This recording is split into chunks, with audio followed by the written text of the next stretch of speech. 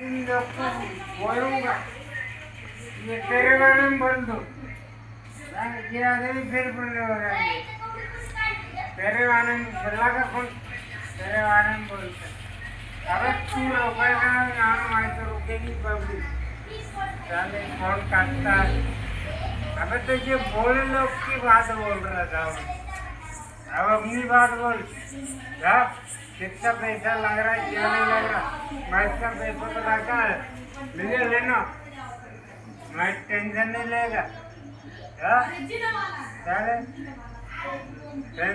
हे पहा, मांडवगण फराटा येथे धाब्यावरती मिळणारी दारू. ह्या दारूचा हा परिणाम रात्रीच्या उशिरा हा एक दारुडा 10:30 वाजून गेलेले आहेत. ह्या टायमाला हा येथे आलेला आहे.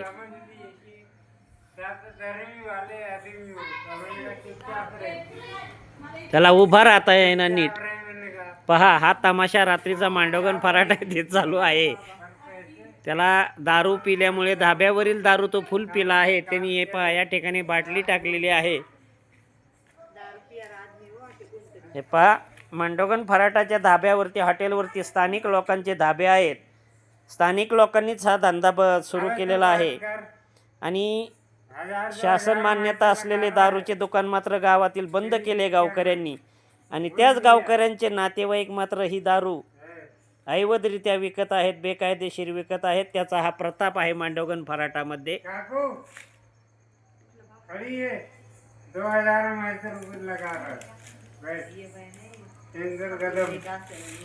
त्याला धाब्यावरती दारूही मिळाली आहे. पहा, मांडवगण फराटा येथे म्हणजे 100% दारूबंदी असणाऱ्या मांडवगण फराटामध्ये नक्की चाललंय काय? का फक्त दारूबंदीचं नाटक तर नाही ना? सर्वांचे प्रपंच मात्र या धाब्यावरील व्यवसायातून तर चालत नाहीत ना? हा मांडवगण फराटा येथील प्रकार आहे. रात्रीच्या 10:30 वाजलेले आहेत. 100% दारूबंदी असणाऱ्या मांडवगण फराटामध्ये आदर्श गाव मानल्या जातं. हाच आदर्श आहे का या गावचा?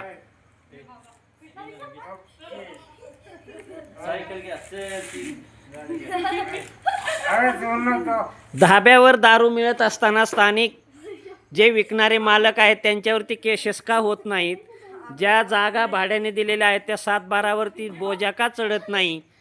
ज्या वेळेस अशी गंभीर कार्यवाही होईल त्याच वेळेस अशी दारू विकणं बंद होऊ शकतं. गुन्हे मात्र त्यांच्या इथं बाहेरगावचे परराज्यातील जे कामगार आहेत त्यांच्यावरती नोंद होतात.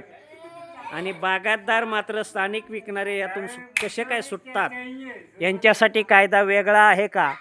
मांडवगण फराटा येथील धाब्यावरती जी दारू विकली जाते त्याची ही बॉटल पहा. आणि हा दारुड्या पहा, त्याला उभा राहता येईना.